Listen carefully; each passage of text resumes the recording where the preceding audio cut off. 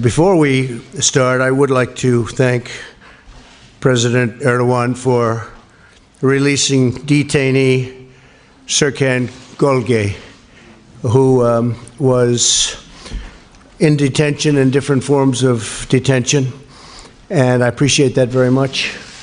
That was a very nice tribute, and he'll be coming back at some point in the not-too-distant future. So that's very good news for the United States and also very good news for Turkey. Turkey, as everyone knows, is a great NATO ally and a strategic partner of the United States around the world. Our economic relationship has tremendous potential and continues to expand and to grow. Direct engagement and diplomacy between our nations are essential to ensuring a future of peace and prosperity and promise for our citizens. Over the course of the day, President Erdogan and I had a frank and productive conversation on a range of very important topics. Among those topics we discussed was the situation in Syria. Last month, I sent Vice President Pence, Secretary of State Pompeo is with us, National Security Advisor O'Brien, thank you, to meet with President Erdogan in the hopes of ending all of the hostilities. The negotiations were very successful, and the United States and Turkey achieved a tremendous amount on that day, and I think we're working toward getting it better and better. It's a complicated situation. It's been going on for hundreds of years. Today, the ceasefire continues to hold, and I want to thank the President for his partnership and cooperation as we work to build a more stable and peaceful and prosperous Middle East. We've assured each other that Turkey will continue to uphold what it's supposed to uphold. I'm a big fan of the President, I have to tell you that. And I know that the ceasefire, while complicated, is moving forward at a very rapid clip. There's a lot of people that want to see that work after so many decades and so many centuries, you might say. The United States and Turkey are working extensively on many other security issues. Turkey has the second largest armed forces in NATO after the United States, and they're a very strong second, I might add. And I'm pleased that Turkey has been steadily increasing its defense spending and is very close to the 2% of GDP range, unlike many of the other countries.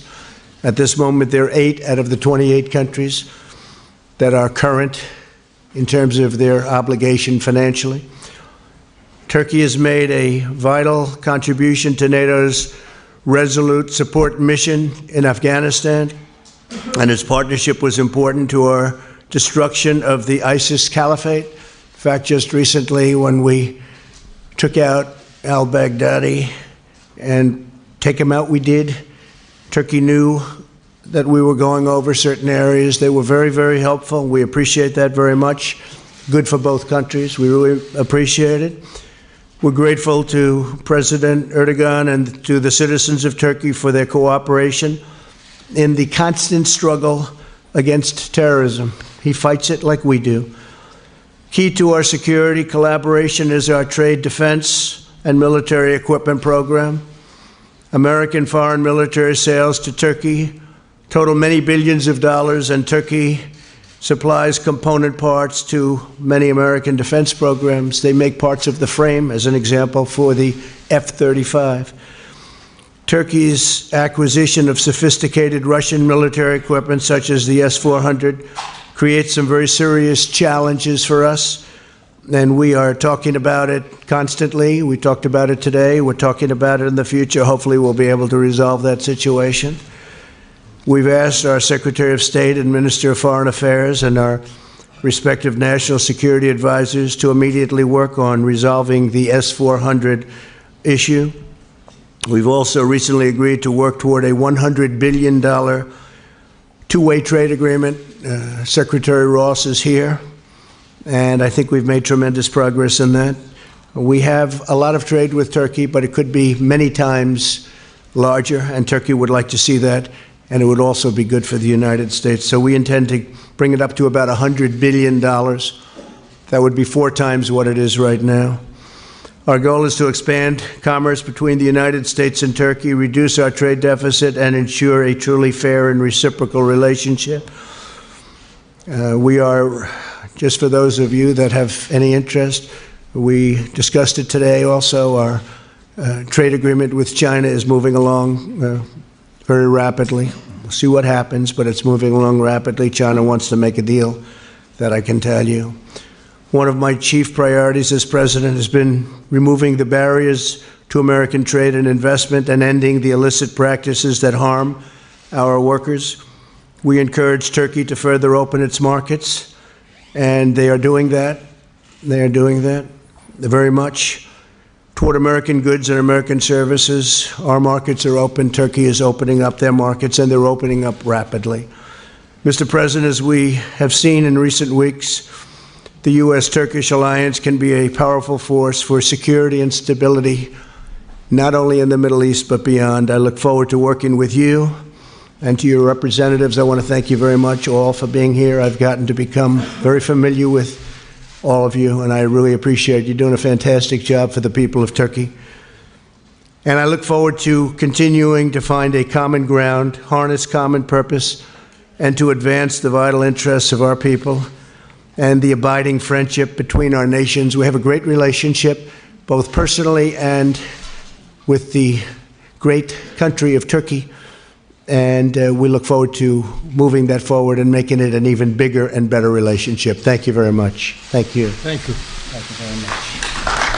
Thank you. Sayın Başkan, Mr. President, my dear friend, distinguished ministers, secretaries, distinguished members of the press, I would like to, at the onset, salute you with my most heartfelt emotions on behalf of myself and my nation. First and foremost, I would like to thank my dear friend President Trump and the First Lady of the United States for being such gracious hosts today. We've managed to comprehensively discuss all the issues in our agendas with Mr. President all throughout the day, and the discussions were very sincere. We all agree that we need to further profound our cooperation and that Turkish-American relations should be erected upon a strong and a very healthy foundation. I think we should remain resolved in order to open a new chapter in our relations which are in full compliance with our deeply rooted alliance. konusunda karşılıklı We have reciprocally stated our will to fight terrorist organizations imposing a clear and a present danger upon our national security. We have especially underlined the significance of fighting against Daesh in a sustained fashion, especially in the aftermath of the demise of Baghdadi, the death of Baghdadi. We have detained several prisoners trying to flee the prisons in Syria and come to Turkey, and we currently have more than 200 Daesh terrorists who have been incarcerated. And with the Operation Peace Spring initiated on October the 9th, Turkey took another step forward in fighting terrorism in a very resolute fashion. Our country, with this operation, blew a very significant impact upon the separatist agenda of terrorist organizations such as PKK and YPG in Syria. yakaladığımızı düşünüyoruz. In order to further strengthen our cooperation in Syria, we believe we have gained a significant momentum with our October 17th agreement or memorandum. But in order to harm this memorandum, PKK and YPG are attacking our soldiers and the civilians in a very provocative fashion. And in the last 24 hours, more than 19 attacks and harassing shots took place. And at the beginning of this month, in Tel Abyad, a bomb was placed, an explosive device was placed in outdoor market, and as a result of the explosion, 13 civilian lives were lost. Despite all of these developments, in order to settle the conflict in Syria in a sustained fashion, we are reiterating our commitment to our memorandum, our agreement with the United States. But some circles who are empathetic towards these terrorist organizations are feeling deeply upset, they are deeply disturbed, and they are using this information in order to cloud the understanding of the public opinion and that perception with the eventual gain or goal of harming our relations. And some historical developments and allegations are being used in order to dynamite our reciprocal and bilateral relations. Especially in the House of Representatives, some of the resolutions that were passed on October 29th served this very purpose, hurt deeply the Turkish nation, and they have a potential of casting a deep shadow over our bilateral relations. And I shared this information with Mr. President. The decision makers in an incident that took place about 104 years ago should not be politicians, but historians. We have nothing to hide, and we have a full self-esteem in that regard. But I need to state very clearly that we are, as Turkey, on the side of dialogue and open discussion and debate. And we have voiced our proposals to the Armenian party to open the archives reciprocally and establish a history commission. I believe the Senate will take the United States out of this vicious cycle which happened as a result of the resolution of the House of Representatives. Turkey and the United States stand side by side in order to fully eradicate Daesh and in order to bring peace and stability to Syria once and for all. And for this purpose, we should keep on working together. Turkey remains, or it should be, the most reliable partner of the United States in this region to achieve these targets. We are the only NATO ally, as Turkey, who has fought Daesh in a very resolved fashion. And until so far, we have detained 7,680 foreign fighters, and we have sent them back to their countries of origin. And we have banned entry to 77,000 individuals who are considered to be affiliated with Daesh terrorist organization. And right now in our prisons, a total of 1,216 Daesh members are incarcerated, coming from 40 different countries. We have quite recently detained 287 individuals, including women and children, who have fled the prisons that PKK and YPG used to control. Our country is being showcased as a target, and this terrorist organization caused 304 Turkish citizens to die, and against which we are going to keep on fighting. And it's very important to understand that the foreign fighters should be accepted by the countries of origin. And we have the same understanding with President Trump in order to convince the countries of origin to do this. Distinguished ladies and gentlemen, we have a borderline of 911 kilometers with Syria. And when the war broke out 9 years ago, we were the ones at the forefront impacted heavily, and maybe the most. Currently, we have 3,650,000 Syrian refugees and a total of more than 4 million refugees. And we have spent about $40 billion, even beyond that, for these refugees in our country. And until so far, Europe only sent 3 billion euros despite a higher pledge through our NGOs. And similarly, we are providing sustained humanitarian aid to more than 3 million people living on the Syrian territory.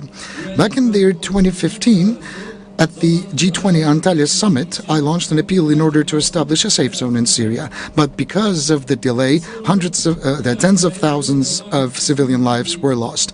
This problem cannot continue forever and ever. Previously, with our Operation Euphrates Shield and Operation Olive Branch, we have managed to clear an area of 4,000 square kilometers of terrorist presence.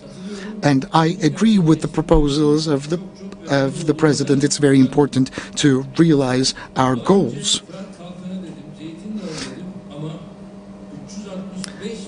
I said Operation Euphrates Shield and Operation Olive Branch, and through these operations we've managed to repatriate 365,000 Syrians back to their motherlands, especially in Jarablus. And thanks to the Operation Peace Spring, we have secured many towns and many villages, and the rightful settlers are going back. We have shared our projects with President Trump and our several plans for the safe zone, and with the support of the United Nations and international community, we can repatriate many more Syrian refugees in the northern part of Syria. We're talking about an area of 444 kilometers in length and 32 kilometers in depth. 1 million people can be repatriated, and in Raqqa and Deir ez-Zor, 1 million more individuals can be repatriated, so a total of 2 million refugees can be repatriated. Ladies and gentlemen, as you know, the Fethullahist terrorist organization known as FETÖ attempted to destroy the constitutional order of Turkey with a failed coup attempt, and it is a terrorist organization behind this failed coup. They have killed 251 individuals, harming 2,193 citizens, and they have even dared to bomb our parliament airborne. We have once again accentuated our expectations vis-à-vis our friends at the U.S. administration to once and for all eradicate FETÖ presence here. And we have also discussed with President Trump how to achieve the $100 billion trade volume threshold as soon as possible. We believe that we should not confuse political incidents with commerce-related aspirations, and our secretaries of commerce are currently heavily invested in achieving the $100 billion threshold. We hope and pray that we will shy away from certain measures which will make it much more challenging for us to reach these targets. And we have also quite naturally discussed our deeply rooted relations in the field of defense industry. Primarily the S-400 system and the F-35 program, we can only surmount the hurdles that we experience through dialogue. My dear friend previously stated back in Osaka at the G20 summit the injustice orchestrated against Turkey in terms of the acquisition of Patriot missiles. And we have clearly stated to President Trump that under suitable circumstances we could acquire Patriot missiles as well. As Turkey, we are ready and committed to sustain a very constructive dialogue with the United States Congress, and this is an idea that I've shared with President Trump as well. So with these thoughts in mind, I hope and pray that our discussions and deliberations all throughout the day with President Trump will yield the most auspicious results. I would like to take this opportunity to thank President Trump for their kind invitation and for being such gracious hosts all throughout the day. On behalf of my personal self, on behalf of my delegation, I would like to thank you. Well, thank you very much, Mr. President. And I called up the Senate. I asked a couple of our senators, and we really ended up with 5, and others wanting to come, and we'll keep them apprised. But some of them joined us. They happen to be here. Senator Jim Risch, thank you, Jim, very much. Ted Cruz, thank you very much. Lindsey Graham, Lindsey, thank you. And Rick Scott, thank you, Rick, very much. Joni is here, Joni Ernst, someplace. These are people that want to see peace in the Middle East, and I thought it would be appropriate to have them come over. And they met with the president, and we had a lot of very frank discussion. And we're dealing with a very big subject, a complex subject. It's been going on for centuries in many cases, but we're making a lot of progress, tremendous progress in the Middle East. Okay, a couple of questions. Go ahead. OAN, go ahead. Mr. President. Thank you. First, I'd like to just start out getting your general reaction today to the impeachment hearings on the Hill. Do you feel that Democrats made their case, and how did you feel about the Republican performance? Are you talking about the witch hunt? Is that what you mean? Is that what you're talking about? I hear it's a joke. I haven't watched for 1 minute because I've been with the president, which is much more important as far as I'm concerned. This is a sham and shouldn't be allowed. It was a situation that was caused by people that shouldn't have allowed it to happen. I want to find out who is the whistleblower, because the whistleblower gave a lot of very incorrect information, including my call with the president of Ukraine, which was a perfect call and highly appropriate. And he wrote something that was much different than the fact I want to find out why the IG, why would he have presented that, when in fact all he had to do is check the call itself and he would have seen it. I'm going to be releasing, I think on Thursday, a second call, which actually was the first of the two, and you'll make a determination as to what you think there. But I've heard just a report. They said it's all third-hand information, nothing direct at all. It can't be direct because I never said it. And all they have to do is look very, very simply at the transcript. If you read the transcript, this was analyzed by great lawyers. This was analyzed by Greg Jarrett. It was analyzed by Mark Levin. It was analyzed by everybody. They said this statement that I made, the whole call that I made with the president of Ukraine, was a perfect one. So that this country gets put through that we have to waste this gentleman's time by even thinking about it, talking about it. I'd much rather focus on peace in the Middle East. And I hear that it's a hoax, and it's being played as a hoax. That's what I hear, but you'll have to tell me. Go ahead. Then, if I may, on Syria and peace in the Middle East, President Erdogan talked about repatriating Syrian refugees back to their homeland. Have you had those discussions with European leaders, since there are so many Syrian Well, no, I think that, frankly, Europe should be paying for this to a large extent.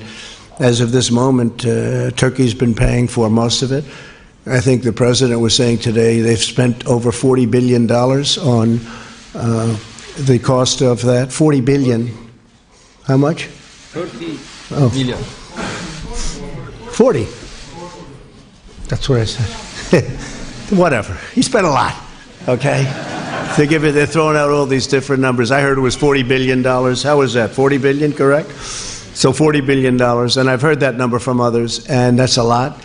Europe has contributed about $3 billion, and a lot of these people would go all throughout Europe. I mean, it would be a devastating situation for Europe because he's got 4 million people. He has a lot of Kurds, too, that they're helping and taking care of. So I have spoken to Europe about it. I think they should help us with ISIS because many of them left France, and they left Germany, and they left UK. They left different countries. And these countries should help us because if they ever did get released, which we won't be doing, but if they ever did get released, that's where they want to go. They want to go back to France and Germany and UK and all of those other countries that are not helping us. I gave them the option, would you like to have them back? And intelligently they said, no, thank you. But that's not right and it's not fair. I can tell you also that Turkey captured when some escaped during the conflict, when they had the heavy shooting. And I mean, I think I know how they happened to escape, but it's one of those things.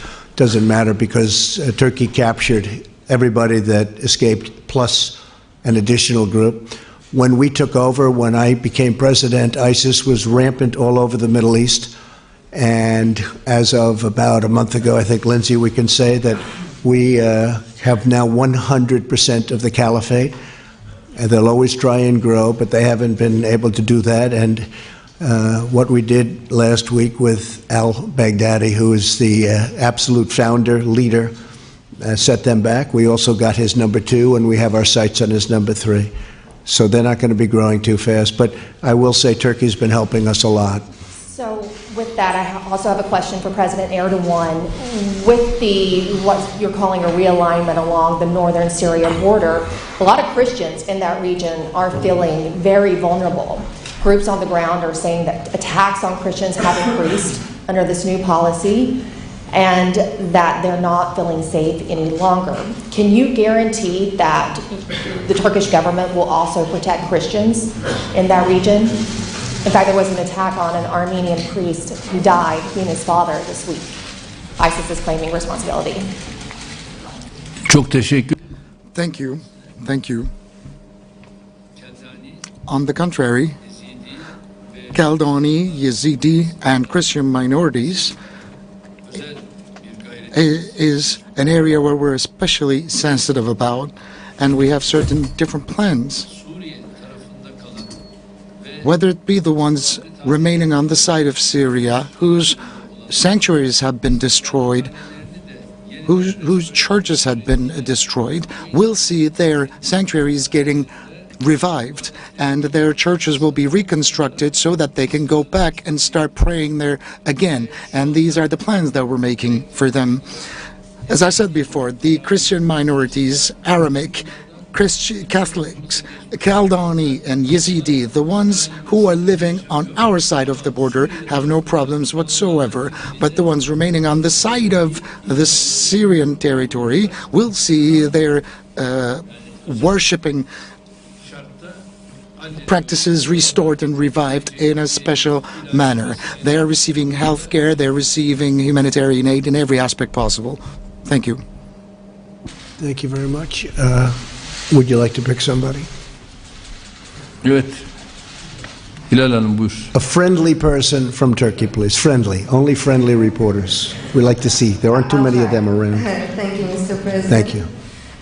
You inherited the burden of Obama's flawed foreign policy, and one of those flaws was allying the U.S. with the U.S.-designated terrorist organization, the PKK, and its Syrian offshoot YPG. You are trying to mend the damage that it did to U.S.-Turkey relations. However, you also invited the ringleader of YPG to the White House. His codename Mazlum Kobane, and he is responsible for at least 18 terrorist attacks in Turkey, which caused the death of 164 soldiers and 48 civilians. So, after today's meeting, do you still think of inviting him to the White House, which will be very offensive and hurtful for the Turkish public? Thank you. Well, I had a very good talk with him. We had a very good recently. And we're working very closely together, and we're also working very closely together with your great president. And a lot of things are happening. A lot of very positive developments are happening. A lot of that is definition. What's your definition of the various groups within the Kurds? You call the Kurds, and then you have various groups, and some like them and some don't. But I think we've made a tremendous we've gained a tremendous amount of momentum and strength and knowledge over the last short period of time. So we'll see what happens. But I will say that the relationship with President Erdogan and Turkey has been outstanding. And, you know, it's a major country with a tremendous military. They're one of our very big purchases of military equipment. They have the finest equipment in the world, which the United States makes. We make by far the best equipment in the world. Turkey understood that a long time ago. So I think a tremendous amount of progress is being made. Okay? Thank you very much. You could ask the President a question now. Same report. You sure you're a reporter? You don't work for Turkey? With that question? Okay. I'll be glad to. Sayın Cumhurbaşkanım, özellikle FETÖ mevzusunda. Mr. President, about FETÖ, we are not getting the best of news out of the United States, and the FETÖ office targeting Turkey is extensively invested in their daily works. But I can see certain traces that the US government is ready to understand more about FETÖ. So my question is, how do you perceive the situation developing vis-a-vis the Fethullahist terrorist organization and the American approach to FETÖ in that regard? Can we expect anything further? Yes, thank you. During this current visit, we are going to submit, as we already have actually, a great deal of documents and evidence. And FETÖ is a terrorist organization, and he is the leader, the ringleader of this terrorist organization. They have killed 251 people in Turkey. They tried to undertake a coup against the government, the state, and more than 2,000 people have been injured, and the ringleader is living on an area of 400 acres in the United States, running his network all around the globe. And this is something unacceptable. And during this visit, as I've said before, we have introduced an additional array of documents. We will submit them to the relevant authorities, including Mr. President, and in the light of these documents, I think they will appreciate the situation. We send the terrorists back if they ask for them, and I'm sure they will do the same for us. Fox, please. Thank you, Mr. President. Thank you. I know that you didn't spend a lot of time glued to the TV today, but there was one moment where Ambassador Bill Taylor recounted a conversation that an aide of his overheard. It was the day after the phone call with Zelensky on July the 26th, in which the aide says that he overheard you say to Sondland, how are things going with proceeding with the investigations? Sondland repeated back to you, according to this aide, that Ukraine was prepared to do everything that you wanted it to do. Is that correct? And can you fill in some more? I know nothing about that. First time I've heard it. The one thing I've seen that Sondland said was that he did speak to me for a brief moment, and I said no quid pro quo under any circumstances, and that's true. The other, I've never heard this. In any event, it's more second-hand information, but I've never heard it. Do you recall having a conversation with Sondland? I don't recall. No, not at all. Not even a little bit. The only thing, and I guess Sondland has stayed with his testimony, that there was no quid pro quo. Pure and simple. Yes, please. And to President Erdogan, President Trump sent you a letter on October the 9th urging you not to launch a military action into northern Syria. He said, quote, don't be a tough guy, don't be a fool.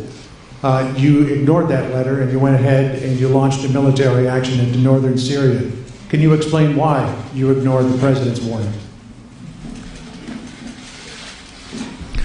Tabii bu mektupları Well, this letter was represented to Mr. President this afternoon, and I've also underlined the fact that a terrorist such as Ferit Abd-Shahin should not be considered as an interlocutor by a country such as the United States.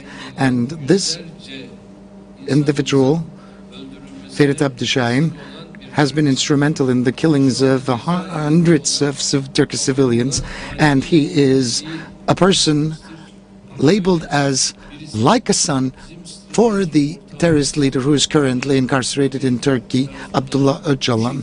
So a person like this should not be welcomed by a country such as the United States. And similarly, this person was welcomed by a country such as Russia. So it's very difficult for me to understand these when we're trying to fight terrorism on a global scale. If we're going to sustain our fight against terrorism in a healthy fashion, we need to be much more sensitive than we currently are. It happens to us today, and it will happen to somebody else tomorrow, is a saying that goes in our language. We have also provided information and the document thereof to our interlocutors in the White House, including Mr. President. And I've also submitted a document produced by CIA pointing out to the fact that this individual is a terrorist to Mr. President. And as I've said before, I've shared them with His Excellency Mr. President. And we gave back the letter that we have received. President, please. for me.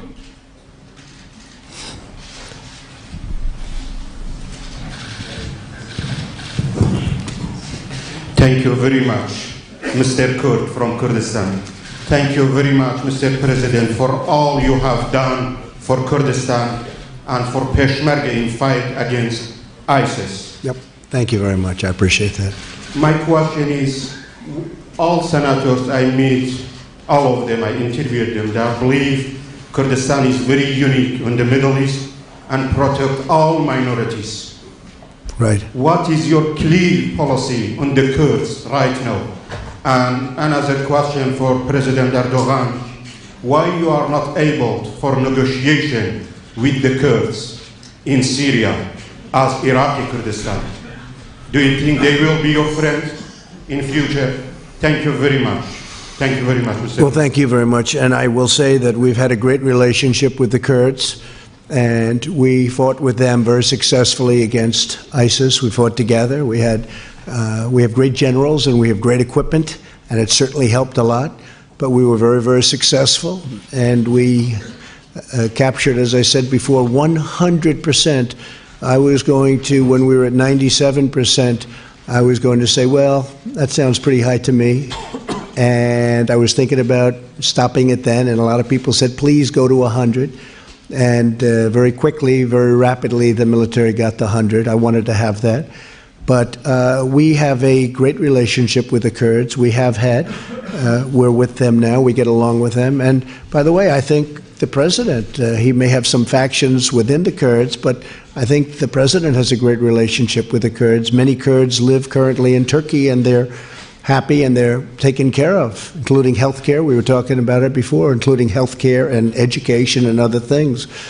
So that's really a misnomer. But our relationship with the Kurds has been a very good one. Okay? Thank you. Öncelikle bir şeyi birbirinden ayırt et. First, we have to make a distinction between two things. We have no problems with the Kurds. We have problems with terrorist organizations. Some terrorists coming out of the Kurds. Which are they? What are they? PYD and YPG, which are offshoots of the terrorist organization PKK. Just as we have no problems with our brothers and sisters in the northern part of Iraq, where we enjoy great relations, and we have no problems with, similarly, our brothers and sisters in the northern part of Syria. During the times when Assad was not recognizing the Kurdish presence in the northern part, I told him that he needs to give these individuals passports and that he was making a mistake. And secondly, there's something really important. I want you to know this. My political party has more than 50 MPs of Kurdish ethnicity in the Turkish parliament. We don't have problems with the Kurds, but we have problems with the terrorists. And of course, you're not going to own up to the terrorists, are you? Whoever they are, whoever they might be, but we have to make a distinction here. We're just fighting terrorists, period. Because the terrorists don't have an ethnicity, they don't have a nationality, they don't have a flag. If they are terrorists, that is a terrorist. If you don't fight back, then tomorrow you will have to pay a very hefty price. Thank you. Thank you very much, everybody. Thank you. Thank you.